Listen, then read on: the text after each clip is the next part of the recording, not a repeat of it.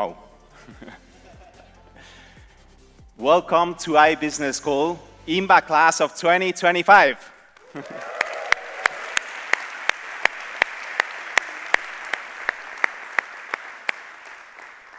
Welcome to what is probably going to be one of the most exciting and interesting years of your life. Or maybe I should say, welcome to your new home.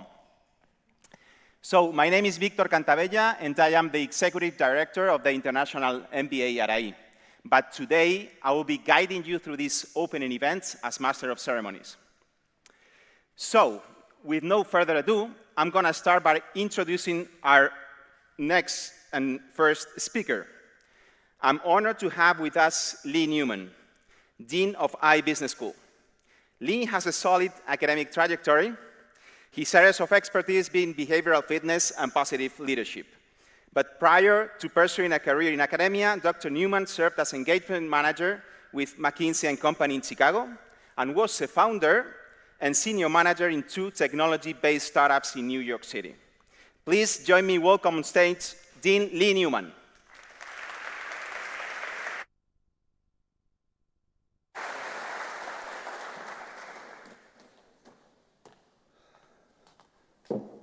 Well, hello, MBA students. How are you? Good, good. I was thinking on the way over here that you are the last opening of our full-time master's degrees. And why last? Because we leave the best for last, right? Now, I have been told that there is a section S1 somewhere out there. Where are you?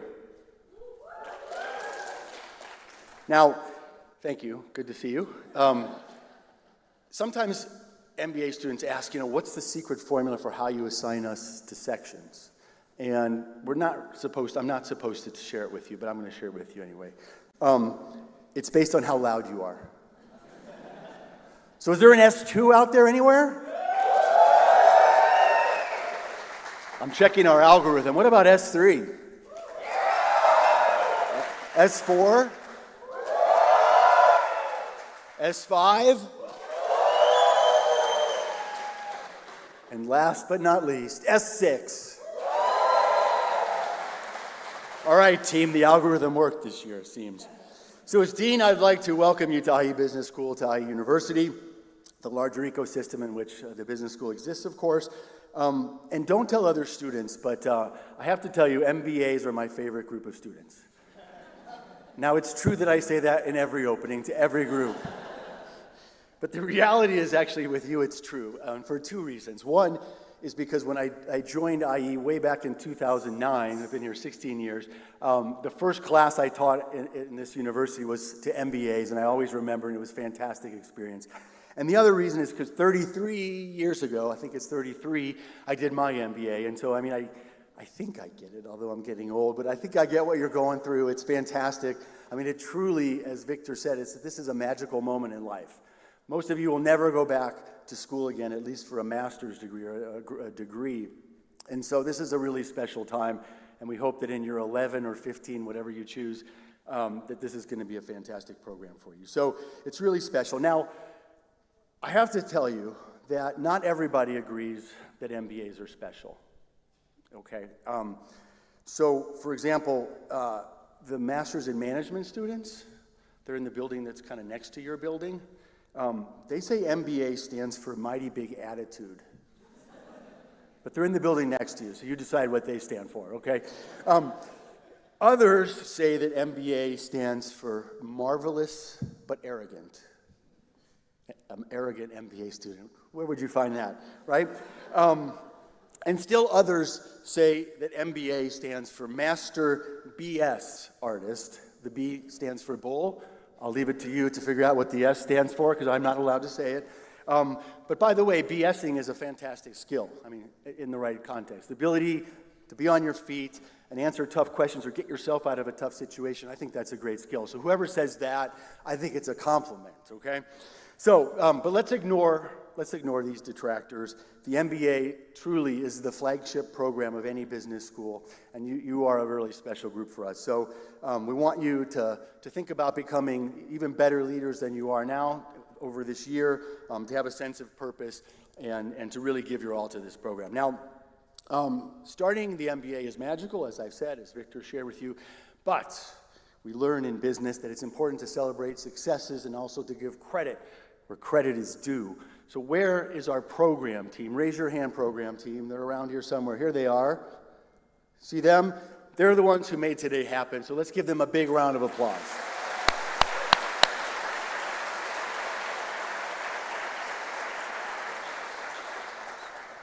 I'm not sure whether admissions told you, but an MBA is actually a school. You have work to do, you have assignments. They were clear about that, I hope. So let me give you your first one. So your first assignment is to just look around. Take a look around at the people next to you. You don't know who they are, but take a look around if you want. You can do some high fives or, I don't know, fist bumps or whatever you call these things today. There you go. Okay, so you're looking around at some of the people who are going to be really your best friends for life. And if I have one WhatsApp group that is the oldest and the strongest since WhatsApp was invented, that is, it's my MBA group. And so I think you're really going to have an amazing time making fantastic friends, and not only friends, but professional contacts for life. Now, assignment number 2, you passed the first one. Assignment number 2, look around more broadly. Like go back some rows or forward some rows. Look around, say hi, wave. I see some people waving. Wave to some of the people you're looking at. Little touchy-feely moment. So what I'd like to suggest is that you're waving and seeing and smiling at some people who are going to be your rivals, your foes, your antagonists, maybe enemies in some cases. We do get that. And why is that? Because you are an incredibly diverse group of people, and you think differently, you work differently, you come from all over the world, different styles of leadership, etc. And so you're going to have some frictions with each other, okay? And the good news is that if you play it right, and you focus not just on your classes, but on leadership and teamwork and some of these other things that you have to kind of do on your own, I think you will turn those antagonists into people who you might learn the most from. And if you're really an exceptional leader, you might even turn someone who you think is an antagonist into an ally. And that, I think, is a true sense of leadership. So welcome to your MBA cohort of friends and potential rivals and antagonists. My mission today, in the remarks I'd like to share with you, is really to suggest one big thing for you to think about and take out of here today, at least from me. And let me put up my slide that I'm supposed to put up. Thank you very much. So this is really what we're about. Raise your hand if you've heard about the Next Best You in admissions. This is where admissions is on the... Okay, not enough. Next Best You is what we do as a business school. So this is not our tagline, like just do it, like Nike. This is actually our mission, our purpose as a school, okay? And it's really important. What does it mean? Well, there are 2 U's we'd like you to think about. The one U is the current you, okay? It's the current you that's sitting there. You have shared with us many of your fantasticness and your applications. You convinced us that you should be here, right? And so your current you has all these strengths and achievements that you've made in your life so far. But there's also this idea of the next best you. And that's what we really want you to focus on. So outside of just the classroom learning, all these hard skills, so to speak, you're going to learn this year, we want you to chart a course towards what that next best you is. What will that person look like in 11 or 15 months? Okay?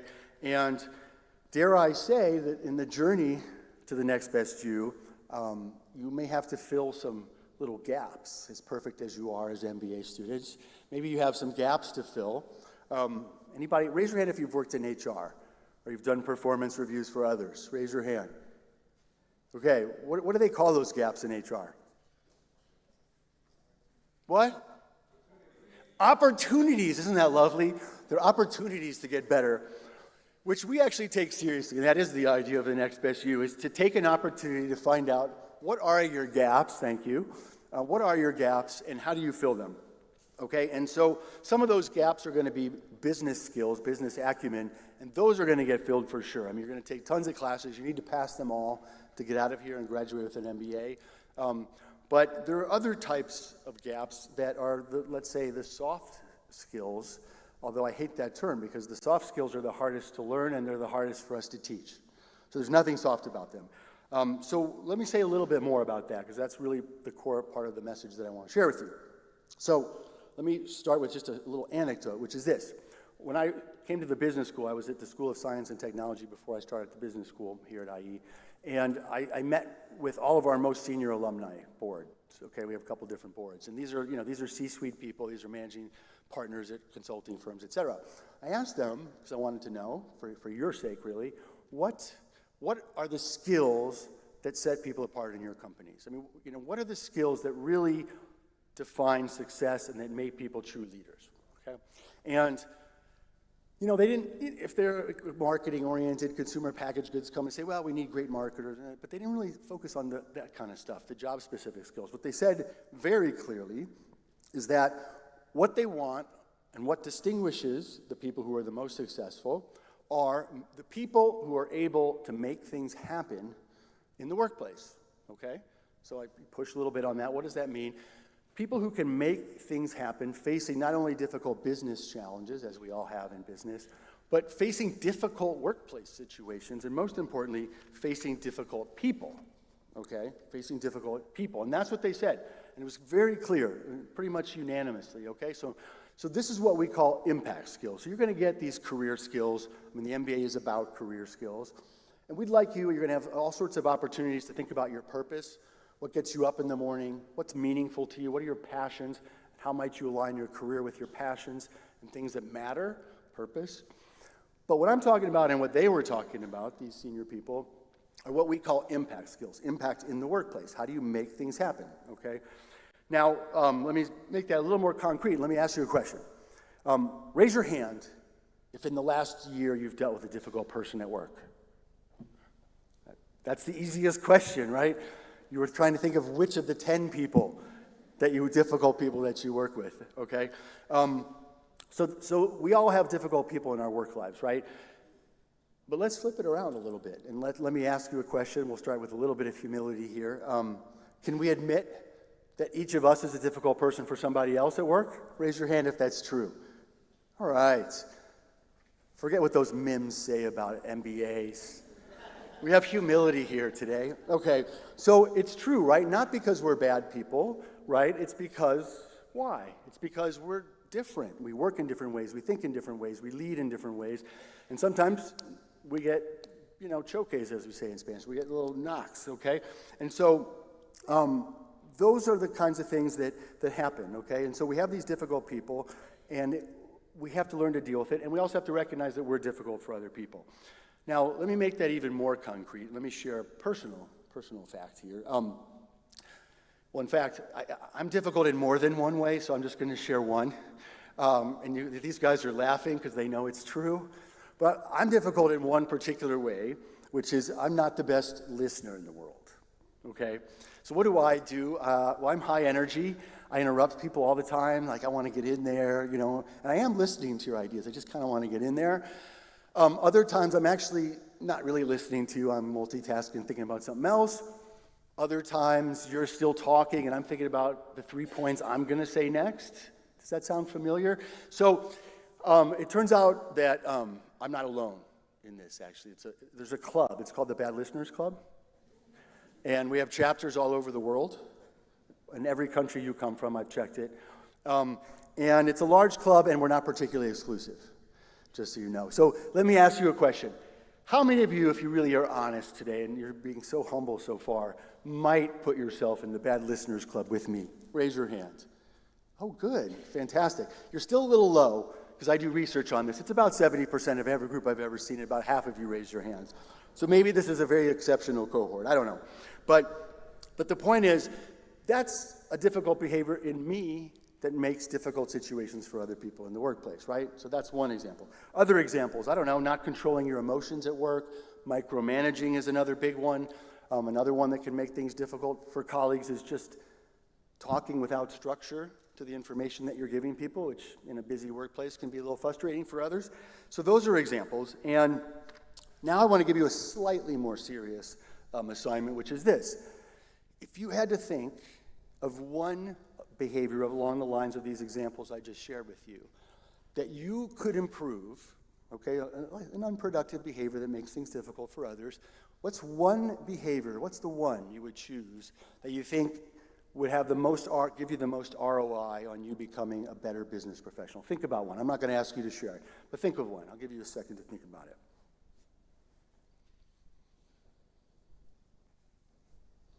All right, raise your hand if something came up. You have one behavior to work on? Okay, many of you have your hands raised, most of you. Some of you don't. Raise your hand again. Let me find some non-hand raiser rows. Okay, we've got a little group up there. I don't see a lot of hands up there. So why might not they be raising their hands with this question? Well, it turns out that there are a select group of people who are just truly amazing. And they're right there. And you want to get them on your team. Now, there is a name for this. We call this overconfidence. And it's actually quite common among business professionals anywhere in the world. And maybe that's one that some of us could work on, because some of us do suffer from that, and it causes problems for others. Other people don't raise their hand sometimes in group situations. Why? Because they're a bit shy. They don't like, sort of putting themselves out in public too much, okay? And maybe that's a fantastic behavior to work on this year. I mean, I won't ask you to raise your hands because that would be really mean. But some of you are the ones who may have a great idea to share with your team, or in class, if the professor asks a question, you know the answer, or you have a great answer, and you don't raise your hand. Because you just don't want to, right? It doesn't feel comfortable. Well, make this the year it becomes comfortable, okay? So these are the kinds of gaps I'm talking about filling, okay? And there's kinds of behaviors that have an impact on the other people that you work with. So what's my point? My point here is that the current you on the next best you, there it is. The current you has so much potential to get to a bigger and better and more powerful business professional in the sense of being able to make stuff happen in the workplace, okay? And you don't know necessarily what that next best you looks like. We don't know what that next best you looks like. But we want you to start thinking about it starting maybe next week. Or today if you want, okay? But we want you to think about it. We want you to chart that course. You have the entire MBA to figure this out. It's a very safe place compared to the workplace, right? I mean, we have to be careful in the workplace. We wear a lot of masks. We don't show our real selves all the time in the workplace sometimes. But here you can. And so we really want you to experiment and work on this next best you, okay? Now, there are two things that we do to make this possible. One is we have something called the Impact Skills Accelerator. So we are going to give you actually some, I don't want to say conceptual stuff because it's still very hands-on, but we're going to give you some seeds to help you think about how you work better in teams, or how you speak more clearly or in a more structured way in the Impact Skills Accelerator. We've also designed the MBA in a way to be kind of a perfect storm, okay? And what I mean by that is we want to give you the chance to get to the next best version of yourself on these kinds of impact skills, and have what we call game-changing moments, okay? Now, how does that happen? So it happens because you're going to do a ton of your work this year in the MBA in teams, okay? Tons of work in teams. And what happens when you take a very diverse group of people like you, if we put you in teams, you don't get to choose your teams, by the way. I don't know if anybody told that to you, but we have an algorithm for that too, and it's not by how loud you are. Okay, so we're going to put you in teams. You're very diverse by definition. Okay, we're going to give you really tough assignments. We're going to give you short deadlines and no budget, and we're going to say good luck. Okay, what's going to happen? Give me some words. What's going to happen in those teams? What? Chaos. Okay, so we're going to get some chaos. We're going to get some, who? Creativity. Okay, we're going to get some creativity out of that diversity, which is great. What else are we going to get? Collaborations. Wow, this is the positive, humble MBA. All right, so I got to be honest with you. You're going to have some conflict, turbulence, friction. Stuff is going to happen. Trust me. We know, okay, we've been there. And so you're going to have this turbulence and friction. You are going to disagree with teammates. You're going to disagree with classmates in class. You're going to have some frustrating conversations. You, by accident or maybe on purpose, are going to insult some of your teammates or classmates. It happens sometimes. We all have a different idea of what polite means in giving feedback. okay? You will be insulted by definition if other people are insulting. You will be insulted on purpose or by accident by some of your classmates, okay? And if you take that stuff seriously and you lean into it instead of just trying to get it out of the way, that is where the game-changing moments happen, and that is where this leadership development and this path to the next best you happens, okay? We can create the conditions, but you have to make the most of it and take advantage of it, okay? Does that make sense? Okay, so the only thing that gets in the way of that are your ego, okay, which today seems pretty good. And second, you're going to be very busy with the stuff you're here for, the finance, the marketing, whatever, the operations, whatever it might be. You're going to get busy with that, and you're going to want to get some of these assignments over. But what I really strongly suggest is that you lead into these difficulties you have in class and in teams and take advantage of them. And the other thing you have to do to make this happen and get these game-changing moments is you got to give each other feedback, because we're not there.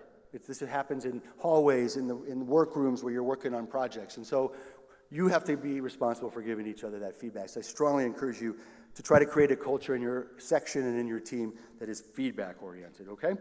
So that, to conclude, is my big message for you, is to look for these game-changing moments, and they are a critical part of your path to the next best you. All right, so to wrap, so you are going to be in a building we call MM31, Maria Molina 31, and I have the pleasure of being in the building with you on the top floor. Was I supposed to say that? In the basement, in the venture lab, and I'm going to see you in the hallways. I'm going to see you in the elevators at Dewey. I'm going to see you all over the place. We might even see you at Warehouse if you invite us for happy hour. And although, you know, if it's not the most fun thing to invite deans there, I won't go. But you can invite me. So I look forward to seeing you around campus. I also look forward to seeing you online. Okay, and what I mean by that is I'm not, and we, all of us in the staff and your faculty, we're really not particularly interested in what you look like at sunrise as you come out of the clubs bleary-eyed, going back home. So TikTok is not going to be our preferred place to see you online, but LinkedIn is, actually. And, you know, Dylan is our Director of Communications and Content. We've been scanning some of your profiles randomly in LinkedIn to check out your brands as business professionals. You got a lot of work to do. So get those profiles fixed up, and we're going to help you do that. And connect to your faculty, connect to us as your staff. You really can do that. And I'm told just to make sure that you think my promise is not empty, I'm supposed to have a QR code. Okay? Well, there it is. Oh, there it was. So we really would like you to connect to us, because if you connect to us and you share your stories, your successes, your failures in the MBA, your difficult moments, share that stuff online, and we'll help you move it. We'll help you move it and build your brands, and we'll give you classes and other things to do this more formally, okay? So that's the other big thing. So I want to see you on campus. I look forward to seeing you online. And before I turn things back to our MC, Victor, a few things that I think you need to know. Regardless of where you're coming from in the world, Real Madrid is now your football team. A la Madrid, okay. This year, forget tea. Coffee, chocolate, and churros are your best friends. Madrid clubs and nightlife, your worst enemies. Deadlines in the IMBA are like ninjas. They sneak around, they're invisible, especially on weekends. And all of a sudden they jump out and they bite you and they get you. So be on the lookout for IMBA ninjas, for deadlines. And last, to repeat, a key message. The best lessons, I think, from this year in the International MBA are going to come possibly from the people who you don't get along very well with, but you choose to lean into, understand, and learn to work with. And I think that will be one of the greatest sources of the next best you. So thank you very much for being here. We know that you do have a choice in airlines, and thank you for flying IE. And I hope you have an amazing 11 months, an amazing 15 months if you're here with us for that long, chasing after the next best you in the International MBA. Congratulations for being here. Thank you.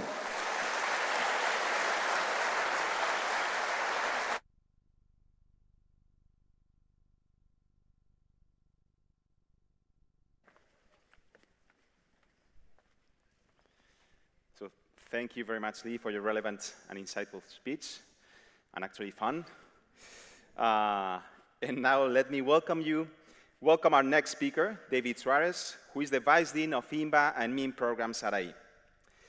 David joined IE back in October 22, and during this short period of time, he has led significant and strategic changes in these two programs. Some of them you students are going to benefit from.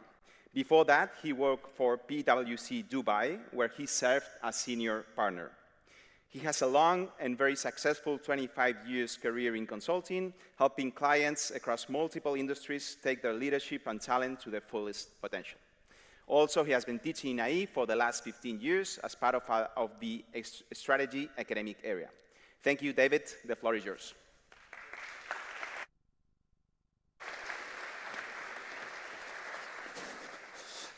All right. Good afternoon, everyone. Welcome to IE. I am so excited. I've got butterflies in my stomach. I was in your shoes about 15, close to 20 years ago, perhaps. Super excited, eager to learn, and I really do hope that you feel the same. Now, I want to start with the phrase paradigm shift. I don't know if any of you have ever heard that. Raise your hand if you have. Very few people, no? There you go. So paradigm shift is a fundamentally different way of looking at something that you think you already know. And what I want you guys to do for a moment is to think about this MBA experience as under a fundamentally different light. What do I mean by that? Your MBA is not just simply a place where you just get another degree. It'll look good on your resume, no questions asked. It's not simply a place where you come in to get some knowledge, right, through the courses, finance, marketing, and what have you. Of course it is about that, but it's more than that. And certainly a place that you come to just get grades or get good grades, right? I always say that grades is something that we need to do as educators. It's, to a degree, a necessary evil. This MBA has to be, first and foremost, a period of transformation and growth. And Leah alluded to that earlier. Now, you're going to be doing this MBA at a time which is, I think many writers have basically named already as probably the most disruptive period in human history. I mean, we're talking the last 50, 100,000 years, right? And I'm not just talking about technology in this case. Yes, of course, AI is everywhere. It's changing the nature of business everywhere. But it's not just AI. There's another phenomenon called technology convergence. Multiple technologies are actually converging at the same time, accelerating change. Sensor technology, radar, you name it, 3D printing, battery technology, energy management, all of this is changing, and it's making that change happen more and more quickly. So in that context, my message to you would be, okay, that's great, but it's about adaptability, it's about resilience, as we've seen through the pandemic, and it's certainly about leveraging that and harnessing the power of that technology. Now, my question to you would be, what are you going to do about that? How are you going to make this count? Now, Lee mentioned, he talked about the next best you, and the next best you really is our philosophy for teaching you guys how to become better versions of yourself. I want to talk a little bit about some of those dimensions. You know, we talked about career, business, purpose. I want to start with purpose. We want to turn you into men and women, business leaders that have purpose at their heart, right? That are purposeful professional business leaders. Now, this doesn't mean that we want you to check into a monastery, right? Or join NGOs, right, for life and not ever make a buck. You know, there's actually, it's very possible to make money while you're actually pursuing your purpose. And from that perspective, I love Ikigai. Ikigai is this Japanese philosophy. Raise your hand if you've heard of it. Not everyone has, so let me just briefly explain or maybe remind you what it's about. I love it and I use it. I have used it in the past. And basically, it's 4 spheres. You know, you talk about what your passion is. You think about what is it that you do well. You talk about what the world needs. And you talk about what is it that you can make money with, right? And sometimes you get a confluence of a couple of those dimensions. Maybe you're looking at what is my passion, what is it that the world needs, and that's your vocation. Maybe you're looking at what is it that I do particularly well and where I can make some money, and that's your profession. That's great. But what happens when all those 4 spheres merge? Well, you get a sweet spot, and that's your Ikigai, which in Japanese means meaning of life. okay? My message or my ask, one ask that I have of you for today is, how about if you use this MBA to find your ikigai? I found it about 15 years I finished my MBA. There's not just one ikigai in life. By the way, you can have different ikigais as you get older, as I have found out being 57 today. So think about that. And that's what I wanted to mention about purpose. In terms of career, we're going to throw more stuff at you than you can handle. You're going to have a career discovery accelerator. You're going to have clubs. You're going to have other faculty that are going to teach you at different sectors. You've got a wide variety of and very diverse teams in here. Use that to learn about other sectors. We know that about historically, about two-thirds of our students in the IMBA are pivoters. They come to the MBA with the idea to shift, about two-thirds. And others come as accelerators, maybe with a more fixed mindset or fixed idea about what it is that you want to do. My ask of you would be, regardless of where you are, keep an open mind. In most cases, the people who come to do the MBA at IE end up or leave with a very different view and doing something very different than what they thought they would do when they joined the program. So keep that very much in mind. Now, Lee also talked about impact skills. And I like to think about impact skills as you guys developing a tool set, right? It's a tool set about how to think. It's a tool set about how to deal with people, how to get the most of them, how to influence. It's a tool set about how to harness the power of technology, right? And I have to say, you guys are very lucky because you're living at a moment where AI is just opening up possibilities. Yes, it's a threat, but it's full of opportunity. And when it comes to learning, I would say it's never been easier to learn than today. Now, I want to stop here for a moment and talk about AI because I think it's very difficult to not talk about the subject. This is a topic that we've been dealing with at IE, and it's not easy. Every sector is being disrupted. We're being disrupted as an institution. And I would say there's only so much that we can do as an institution. There's so much that we can teach. But what you learn is up to you, right? As Nanny McPhee said back in 2005, for those of you who watch Walt Disney movies and you remember Nanny McPhee. You can teach so many things, but what you learn is up to you. Now, learning now has, you could say that you can use generative AI or large language models in two ways. I'm going to say about, the stupid way and the smart way. What is the stupid way? The stupid way is to use it as a way, the copy-paste, approach. When you copy-paste and you get used to using generative AI tools in copy-paste mode, I guarantee you, you're going to lock yourselves eventually out of a job, and the machine eventually will take over. There's a very different way where you use AI to augment your role so that you can elevate whatever it is that you're doing to a higher level. Let me illustrate this with a small anecdote, which was a moment for me, right? The other day I was reading this book called The Golden Road by William Dalrymple. And it's about the history and the influence that India has had as a civilization, as a culture, across a whole range of geographies and subjects. Very thick book, very difficult to understand. And I thought I would go to Emily, who is my personal ChatGPT. She has a female voice, so I just call her Emily. It's just for ease of use.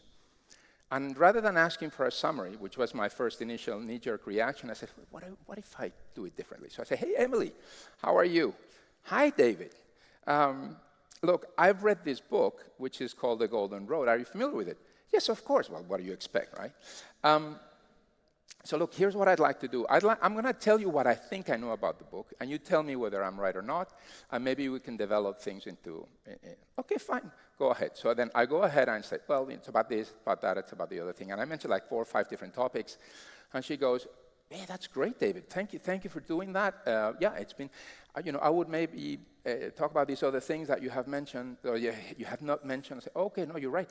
Why don't we do a deep dive on that? Anyway, long story short, I had a conversation for about 10 to 15 minutes. By the time I was done with this thing, I knew more about the book than the writer himself, because I had forced myself to teach it to somebody else. And I tried this at home, I tried this at dinner time, and I'm telling you, my wife and kids did not want to hear about the impact that India has had over the last 2,000 years. And Emily was a very good listener. So that was a big lesson learned for me. I loved it, and it's wonderful. Now, 3 years ago, we didn't have this. You have this as a tool for your MBA. So I guess what I'm sharing with you is, if we catch you guys using AI in stupid ways, we're going to penalize you for that.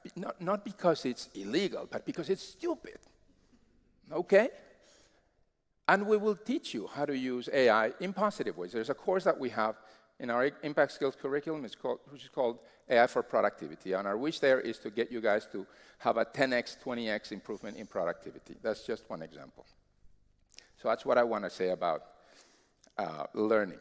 And the last point that I wanted to talk about is survival in this MBA. We're going to throw more stuff at you than you can handle. We're going to throw you to the deep end of the pool and hope that you can swim.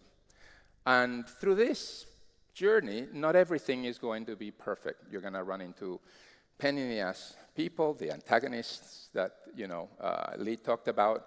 You're going to run into pain in the ass professors. You're going to run into lots of people that you don't like, experiences that you don't like. Make the most of that. Oftentimes, there's a lot more that you can learn from failures and from distress and stress and conflict than you can from friends. And at IE, we use what we call tough love. And I want to give you an example of what I mean by tough love. About 15, 20 years ago, I was up for partner at a company called Booz & Company, which is now called Strategy Ann. And I had two senior partners in Europe who were my mentors. And I had worked with them for like 10 years. And one of them calls me and says, "Hey, David, we want to meet you in Brussels for dinner. We want to talk about your life, progress." And I said, "Great, sure, no problem." So I show up thinking that it's going to be kind of a pat in the back. You're almost there. Come on, man, you can do it. And the first question was, do you really want to be a partner in this firm? What are you doing about your clients? Why are you not growing your portfolio? What are you doing about your team? And inside I was thinking, are you kidding me? I mean, what part of the last 10 years of busting my ass, sorry for the French, did you not see? I've worked with you guys. Now, of course, I didn't say this to them, but I thought it. So I left that meeting basically thinking, what has happened here? This went totally off. And then I thought, and then I had a paradigm shift. And then I think, these guys, these are the most senior partners in Europe. They're spending 6 collective hours at partner time billing rate. That's a lot of money. And they chose to spend it with me. I mean, no one in their right mind chooses to spend time with someone unless they see hope. So I put my self-pity aside and I said, they made some valid points. Let me get my act together. I got my act together, and 15 months later or so, I made partner. And about 6 months after that, I was on a stage not too dissimilar to this, in front of 300 people, all of them partners in the firm. And I did some presentation. I forgot what the topic was. But it went great, to the point that I got a standing ovation, and the CEO even said something, "David, this is great, blah, blah, blah, blah, blah, blah." And when I sit down, I receive a text message from Neil, one of the partners that I had had dinner in Brussels. And the text said, "I remember Brussels. Congratulations, you look great on the stage." And that is a story that has marked me, I think, for the last 15 years. And it's about, I think it illustrates as good as possible what tough love is. Don't shy away from it. You're going to learn a lot from it. Now, to survive, you need to manage time. I'm doing all right. I'm doing all right. Thought I was out of time. You need to manage time, but you also need to manage your energy, right? Look at professional athletes. Who watched the US Open final last night? I mean, you look at these guys, they're just unbelievable. But do you think that Carlos Alcaraz or Yannick Sinner are operating at 100% of their potential all the time? No way. I mean, they both did in the final of the French Open. Alcaraz was on his best version during Wimbledon, and Sinner was not his best version yesterday, right? No one can operate 24/7 at the best level of performance. Olympic athletes are trying to optimize their performance so that when they're in the Olympics, they can actually deliver. Similarly, corporate athletes cannot be expected to perform 24/7. You need time to recover. So I want you to think about 4 different types of energy. mental energy, physical energy, emotional energy, and spiritual energy. There's a great book called The Power of Full Engagement, which, like The Shawshank Redemption, is one of the best books with the worst title. I don't know who remembers the Shawshank Redemption movie. Okay, but it's a great flick, awful title. This is the same thing. The Power of Full Engagement by Jim Lohr and Tony Schwartz. And they both talk about the need to manage, modulate your energy. So my point is manage your time for sure, but also your energy. And that's, I think, one way to guarantee that you'll get through the end of this. So just to remind you, what are the 3 key messages that I want you to keep in mind? Number 1, this next best you thing is for real. Use this time to really find that ikigai and that next best version of yourself, which is lurking in the shadows somewhere. Second, hack your learning through AI, accelerated reading, accelerated listening, and a whole bunch of different tools, some of which we will share with you in our impact skills. And last but not least, manage your time, but also manage your energy. Congratulations again on your admissions, and I look forward to seeing you on campus. Thank you.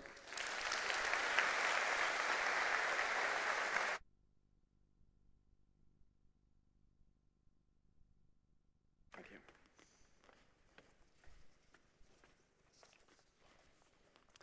So thank you very much, David, for your inspiring speech. And you actually did very well timing-wise, so congratulations. This is probably the part I care the most about. But yeah, so now you've learned about IE, about the next best use strategy, about our deans, that, by the way, you'll have the chance to know more about them probably in the next days, on the following year coming ahead. But probably it's time to know about who you are, and obviously not yourselves individually. That also will give you the chance to know more, to explore more about you, but as a class. So these days we talk a lot about diversity, and everybody's very, very fond of saying how diverse they are. But I think that you're going to feel, and probably you're going to suffer also, how diverse IE is. If we take a look, let me tell you that there's 52 nationalities in your cohort, only in September 25. Along with January 25, there's 60 of them. Among overall in IE Business School, there's 140 different nationalities, the flags represented here. If we take a closer look in the map, we'll see that pretty much every big area, if not every big area in the world, is represented here. So let me guide you through the numbers. There's 35% of you coming from Latin America. There's 9% of you coming from North America. There's 30% of you coming from Asia Pacific region. 8% coming from Africa and Middle East. 11% of European, excluding Spanish. And only 7% actually are Spanish, which is a shame, but that is probably a sign of how diverse IE is, right? Now these are some of the logos of the university you guys come from. I see someone doing like this, okay? There's some of them who are not here, and some of you don't even remember about your university, I'm afraid. But yeah, only some of them represented big areas of the world. And now, about your academic background, it's also interesting to see that the breakdown that we have, 34% of you coming from a business background, 30% coming from engineer, 8% economics, 7% social sciences and humanities, and so on and so forth. Maybe here the important message for me to tell you is that, well, there's 42 business-related academic background, but all the rest come from non-business related academic background. So some of you might feel a bit worried about that. You don't need to be worried, since first, you're not alone, and second, that is not a predictor of success in the program, okay? And yeah, I forgot also 6.5 years of experience, which is also an important fact. So we really require for you to have some relevant experience already in business, right? Or in the professional field, whatever it is. So average age 29.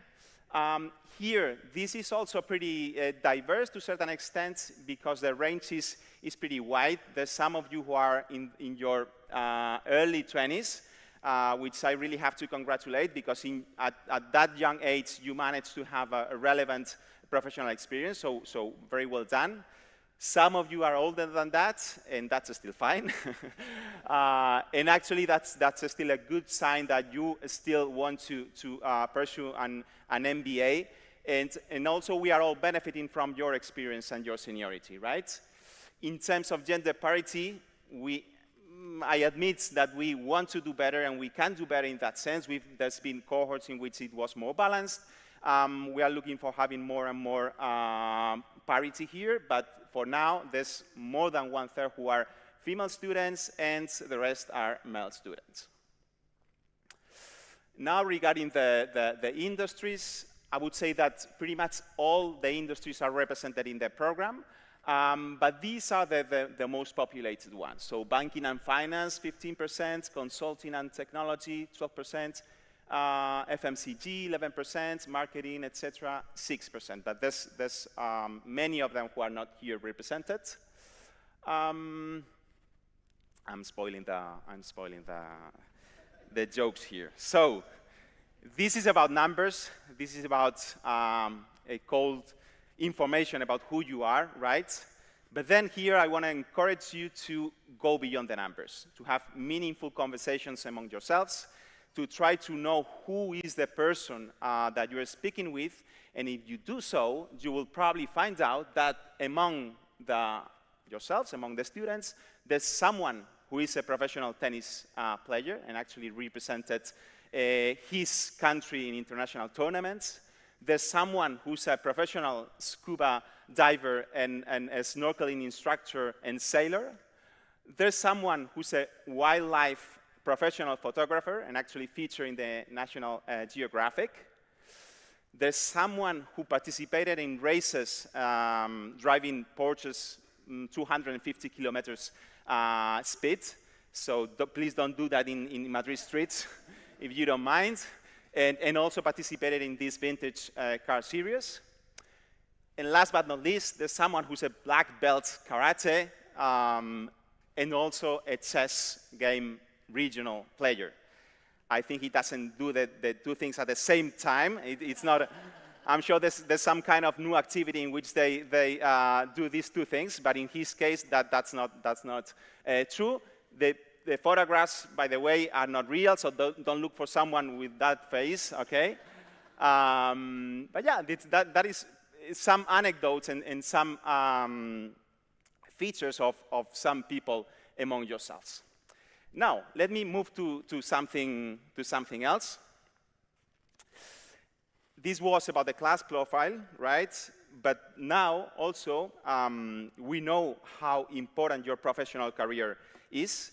And actually, that is probably why you are enrolling in an MBA and signing up for it. This is why, in this special moment for you, we wanted to hear and invite on stage Head of Talents and Career in IE, Zain Iman, also former IMBA students, who will give you a few words and also present the keynote speaker with us, who's also a former IMBA student, who will share with you her personal and professional trajectory after the program. Please, Zain.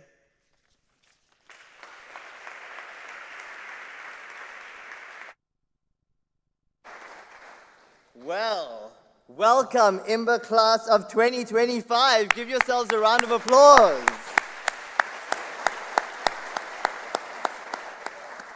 I think it's incredible. It's incredible to see each and every one of you make the decision to learn, make the decision to grow, and this particular spark is the thing that's going to set you apart. My name is Zain Imam. I'm the Head of Talent and Careers here at IE University. There are a couple of members of our team here. Say hi, they're at the top. Please make sure that you meet them at the cocktail afterwards. We're going to be joining you along this entire journey. And I'll take a leaf out of Dean Lee Newman's book, and I'll say, please pull out your phones, add me on LinkedIn, and I'll make sure that I post so that you can also connect with the team as well after this. Really, it's an honor for me to be included in your opening ceremony today, especially in a time where things are changing so fast.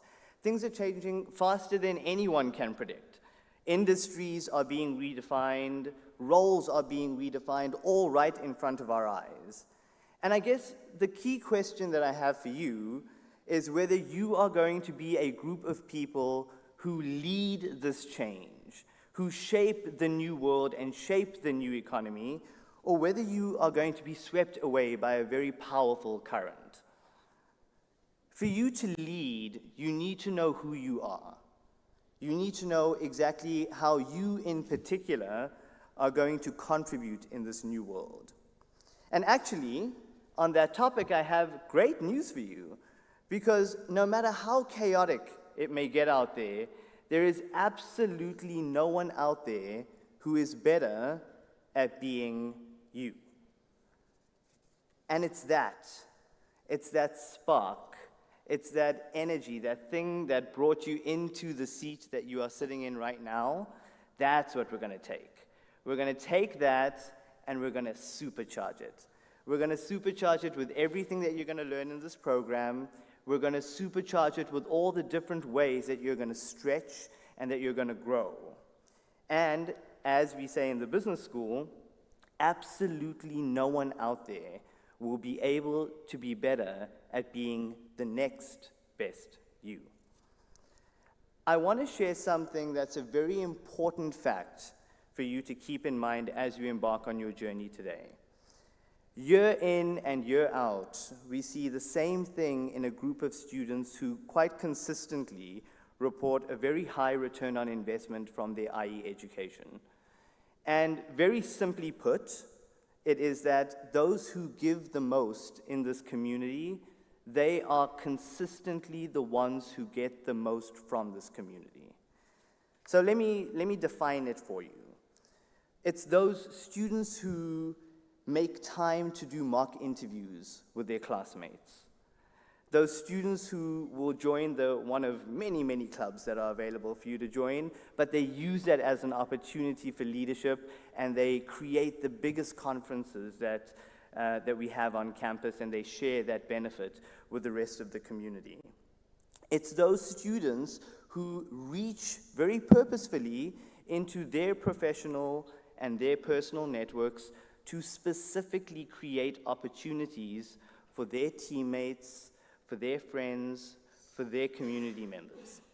Those are the individuals consistently who report the highest return on investment from their IE careers. And you may ask yourself, why is this? Why is it that it's this group over and over again? Well, the answer is simple. It's because it's through this type of service that you learn who you are. It's through this type of service that you learn how you, in particular, create value in the lives of other people. And it's in so doing that you find and attract the opportunities that will form part of the future that you are going to help build. And now, it is my pleasure to introduce and welcome your alumni keynote speaker, who frankly embodies the spirit of service. Valentina is a recipient of the IE Fellowship. She graduated with her MBA in 2018, and I know she won't tell you this, so I'll tell you on her behalf, but she was recognized as one of IE's top 50 leaders reinventing the world quite recently. Few people can lay claim to such an incredibly diverse career. Whether it's by geographic region, Valentina's career spans EMEA, APAC, the Americas, having lived in 11 different countries. Or whether it's in terms of the various big names she's worked with as a marketing and strategy powerhouse, including P&G, L'Oreal, AB InBev, and Swarovski. Valentina is truly an international leader, not unwilling to make some bold moves when it comes to her career. After more than a decade of success in FMCG, she recently pivoted to tech to apply her leadership skills at Cornerstone On Demand. Ladies and gentlemen, it is my pleasure to welcome one of the most uniquely positioned alumni who you can learn from so that you can really embark on a beautiful start of your career here at IE. Someone for you to learn from, Valentina Yinas.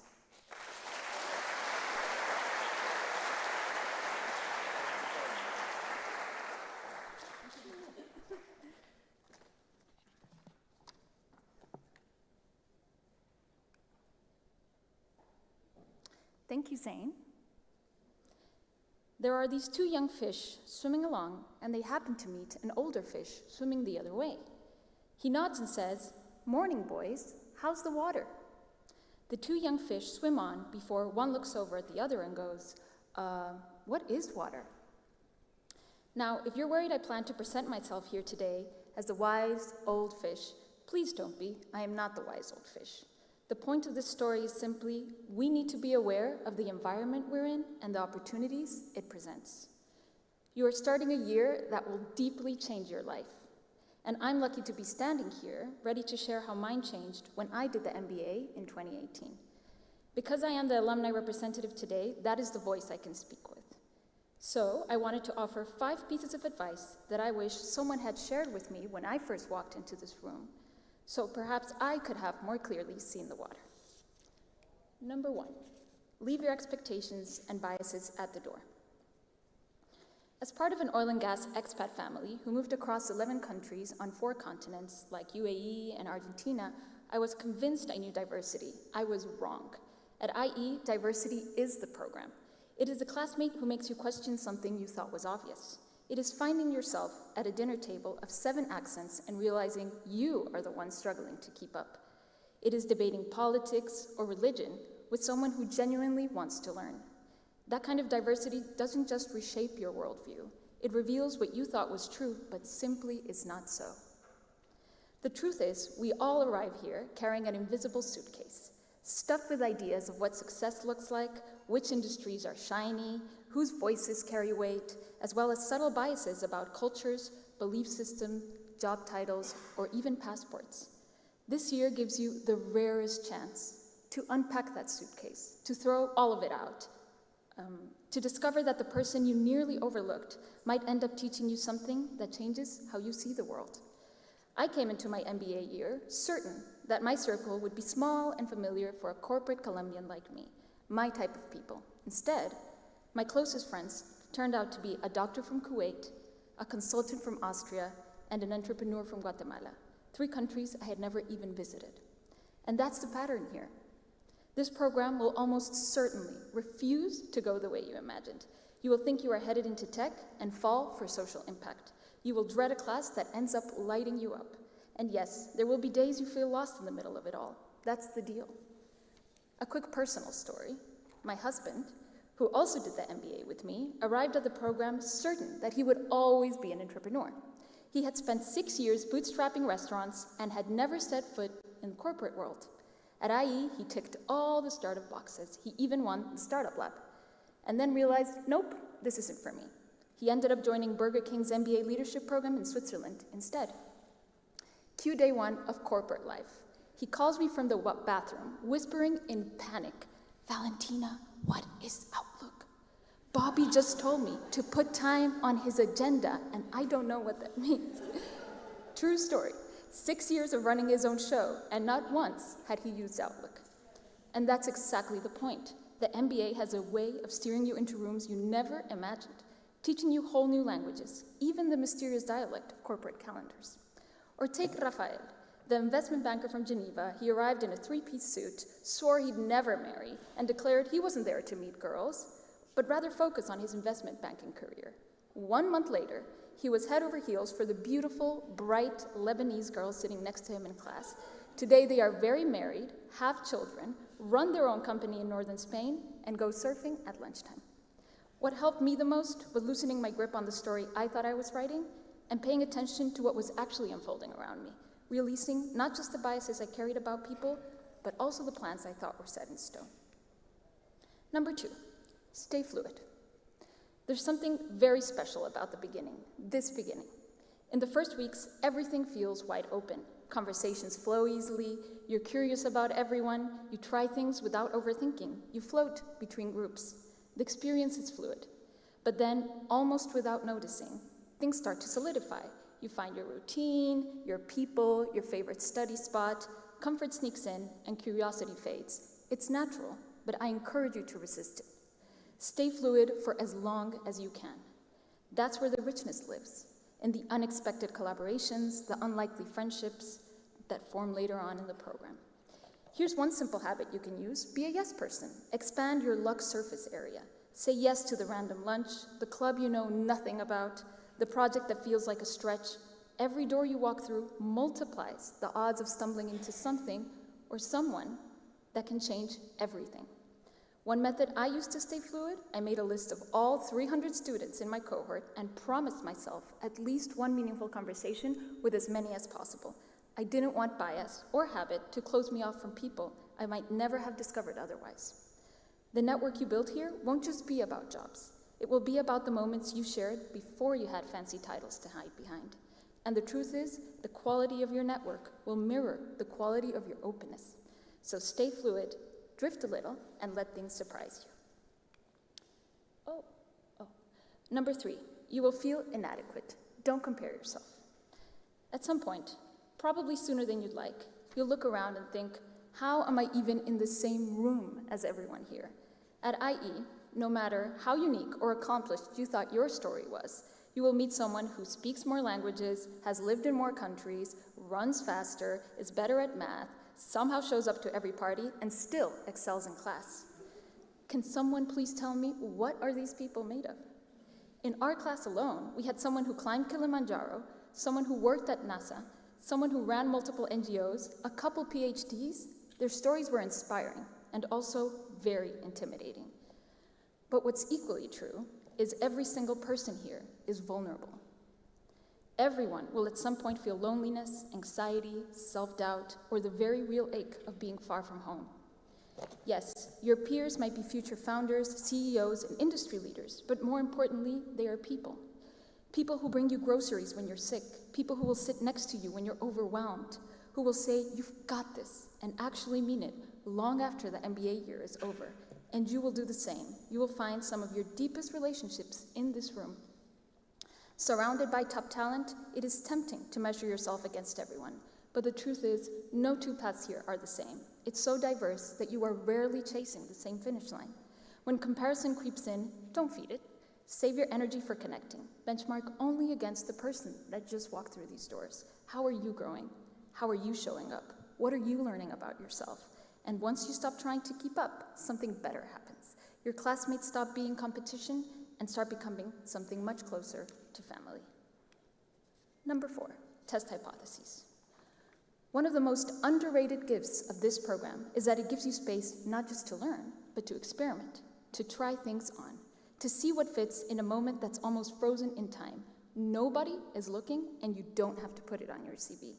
Treat it like a lab where you are the experiment. Go wild. What if I'm more creative than I think? Can I lead without being the loudest voice? What if I actually try starting a startup? What if I experiment with a more assertive persona? I ran a bold experiment myself. Could I pivot from consumer goods into media? I had a degree in industrial engineering plus 8 years of marketing experience at Procter & Gamble and L'Oreal, but dreamed every day of working at Condé Nast and writing for a living. So I joined IE's Ideas magazine and then interned at Condé Nast Madrid. After a few months, I realized I loved writing as a hobby, but not as a job. The experiment failed, but it came at virtually no cost. Shortly after, I joined Swarovski's global marketing strategy team in Zurich and loved every moment, without a single what if lingering in my mind. Had I waited until graduation, the cost of trying would have been much higher. Here you have the freedom to test anything with minimal risk. But this is the key. You can't run experiments if you're afraid to fail. So try the things you think you're unqualified for. Speak up, even when unsure. Apply for the internship that seems out of reach. You don't have to be certain, you just have to be curious. Some of the most impressive people I have met here aren't those with the strongest opinions, but the ones who stay open to changing them.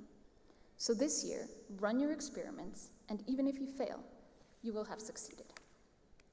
And the last one, number 5, play the long game, but start now. It's easy to think of the MBA as a one-year sprint, but in reality, this is a launchpad for the next 10, 15, 20 years of your life. After graduating, my husband and I moved to Zurich, each starting new jobs. A few years later, in peak COVID, we decided to venture to Singapore. Somehow, against all odds, we both quickly found work there in completely different fields. Then, a couple of years later, we moved back to Madrid, where I recently attempted the tricky switch from FMCG to tech. Every jump was very tough, but possible because the IE community was there opening doors we didn't even know existed. Because of that network, we have attended weddings in places we never imagined, traveled to corners of the world we had only dreamed of, and discovered opportunities we could not have planned. But it wasn't all daisies and butterflies. There were times of hopeless unemployment, overwhelming doubt, grief, and loneliness.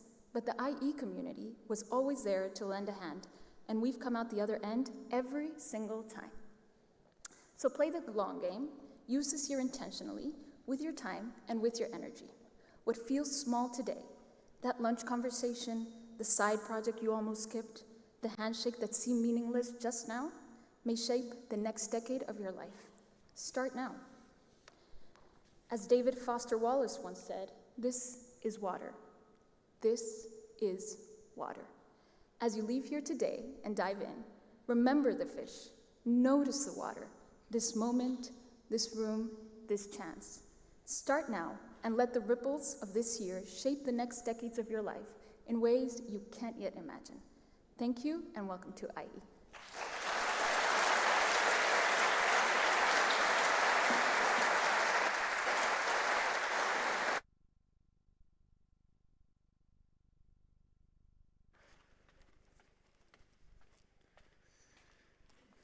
Thank you very much, Valentina. Thank you for your speech, and thank you most of all for the time, the effort, and the heart that you've put in preparing the speech for the students. So now we are going to move to a very special moment. We are heading the end of the ceremony, and I'm super glad to welcome the next two speakers, Joanna and Jason. They are both IMBA students from the previous intake, and they very generously took the time to prepare a presentation to you. I hope this presentation serves not only as good pieces of advice, but also as a warm welcome from the previous intake. So thank you, Joanna and Jason, please.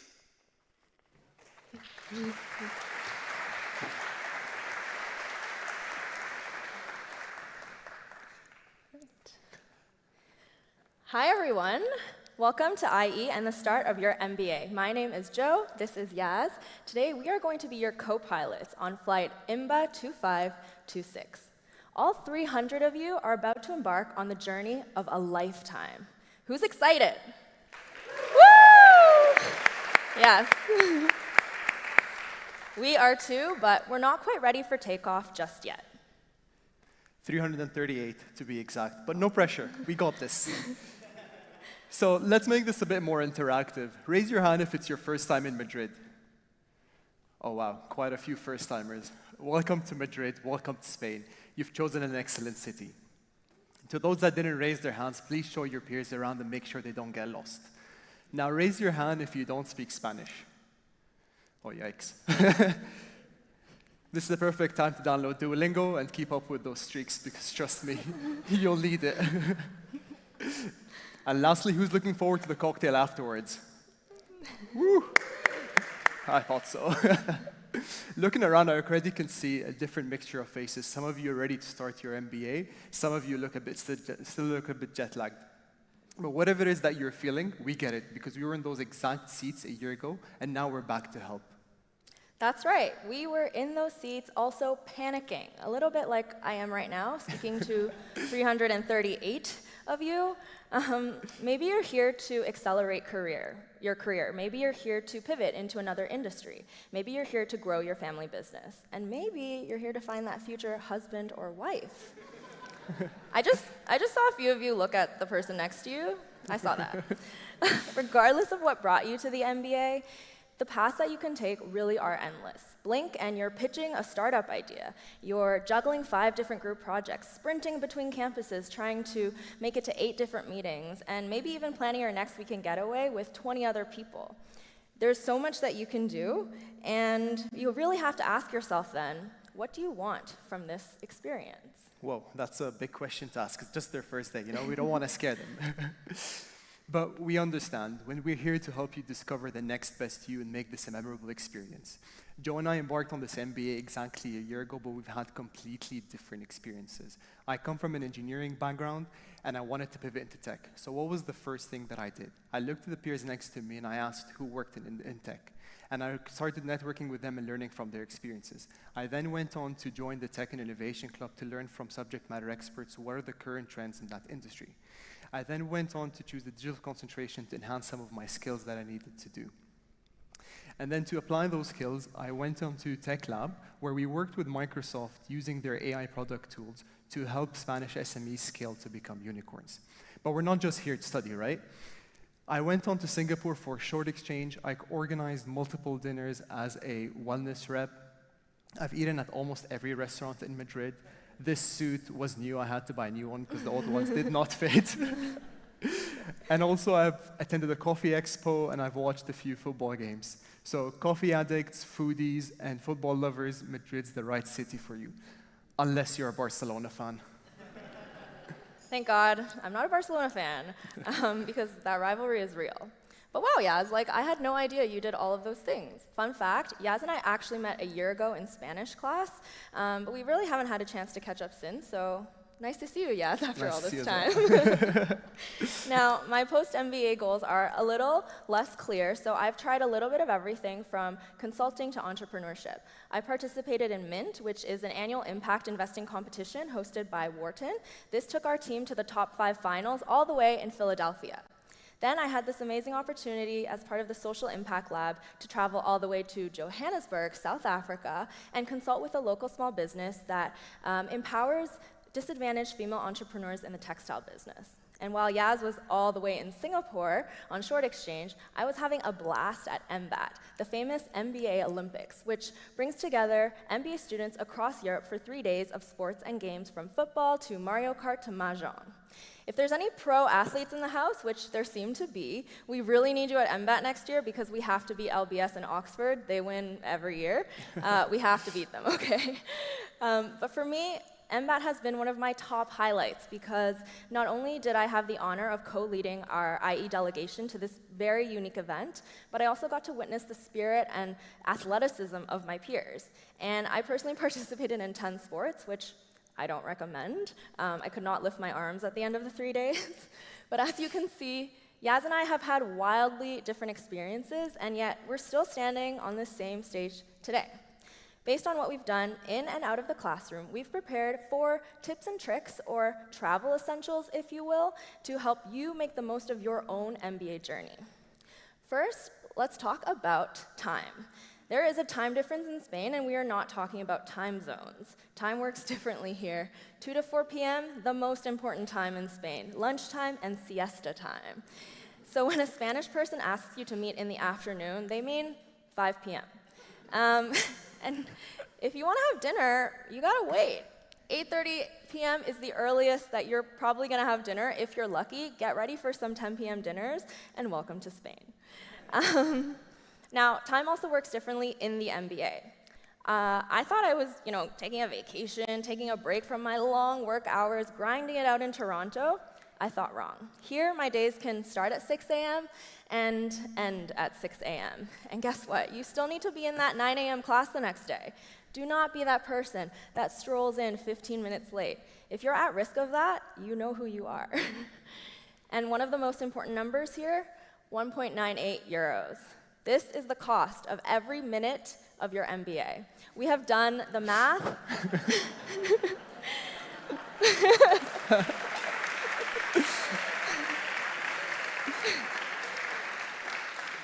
Yeah, we've done the math for real, and I know some finance bros out there have also done the math. Our numbers might differ slightly because, of course, it depends on your assumptions and how you allocate the waste categories. We could do a whole pivot table. And anyways, the point is you really need to spend this wisely. Time is a limited resource. So travel essential number 1, make every minute count.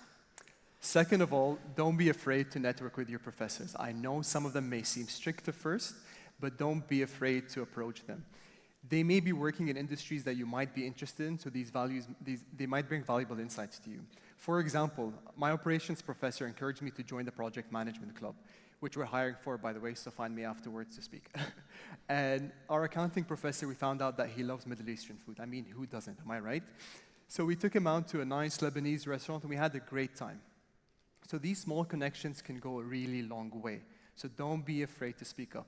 And also, you're graded on participation, so you kind of have to speak up. And trust me, you can survive 90 minutes in class without doom scrolling on TikTok. Joe.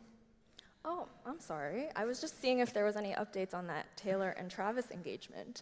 But anyways, moving on, we heard a beautiful story about two fish earlier, and now I have a little side story about two ants.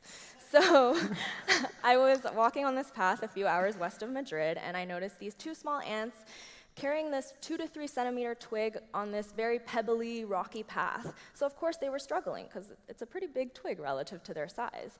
But all of a sudden, out of nowhere, this third ant comes rushing over, and without hesitation, lifts up the twig from the middle, and along they went on their way. Be like ants. They are the world's hardest workers, but also the world's greatest teammates. The MBA is a high-friction environment. Flights are going to be delayed. You're not going to get your preferred aisle seat or window seat, and I hate to tell you this, but corporate finance is a mandatory layover. That is to say, things are not always going to go to plan. You might excel in areas that you didn't expect, or struggle in areas that you thought you knew like the back of your hand. And this is where the beauty comes in and why you really need to build your network of ants, because you never know when you might need help carrying that little twig or, a bigger stick. But also, don't hesitate to be that third ant that rushes over to prop your classmates up when they too are struggling.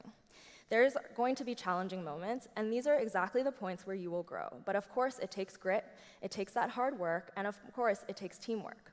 In the MBA, collaboration will actually get you much further than competition.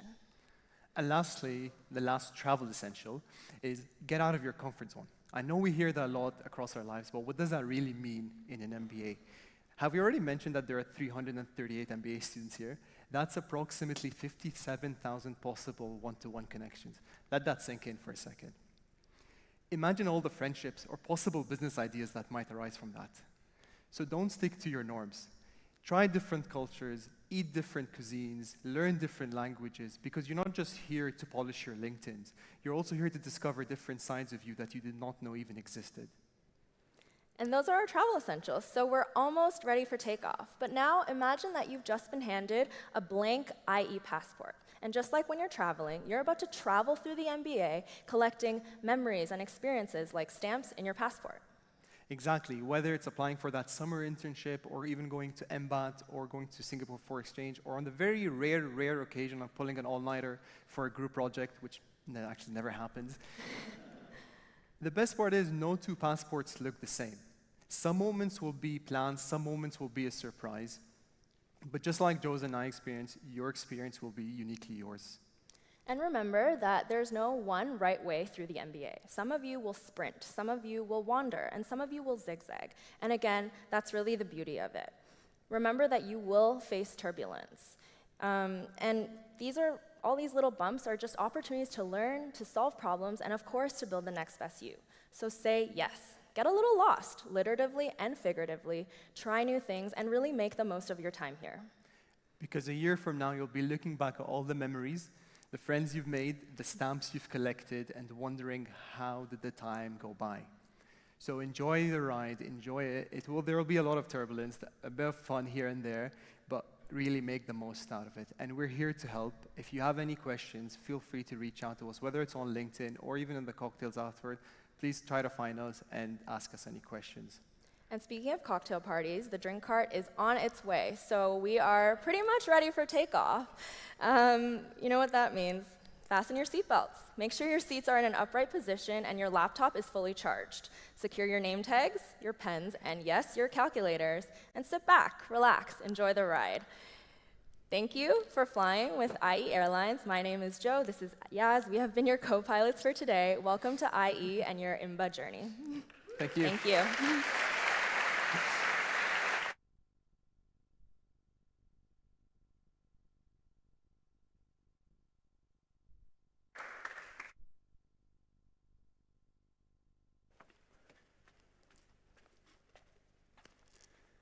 Thank you very much, guys. You're great. So we're about to finish this ceremony, and we have a very big last surprise. But before that, I wanted to take some time to first introduce the team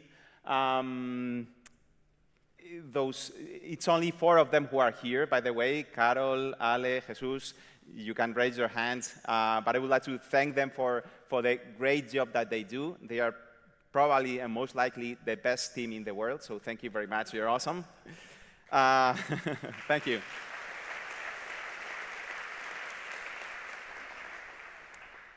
And before moving on to the next and last surprise, I wanted to give some logistic pieces of advice. So first of all, classes are not happening here in the IE Tower, but in Maria Molina Street number 31. Except for Thursday, in which we have an activity taking place here in IE Tower, the Pathway Discovery Day. Also, contact info, imba@ie.edu, where you can write us an email with your queries, questions, comments, whatever you have for us. And yeah, now let me, since you've been here sitting for a while and learning about your upcoming year, I think it's time to shake things up a little. We will now have a guided activity around music and rhythm. This is called Batucada. I don't know if you know it. And it will be the first lesson in teamwork. So I will hand over the stage to Guillermo Diaz, who will guide you through this experience. Have fun and enjoy.